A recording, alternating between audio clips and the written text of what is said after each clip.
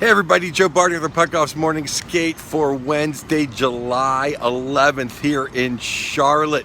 Nikita Kucherov signed an 8-year, $76 million deal to stay with the Tampa Bay Lightning. The Cooch, Hart runner-up, staying in Florida. Patrick Maroon, what a Maroon, going to the Blooosers, 1 year, $1.175. Fuck that up. Yeah. Yeah, I didn't fuck it up actually. Yeah.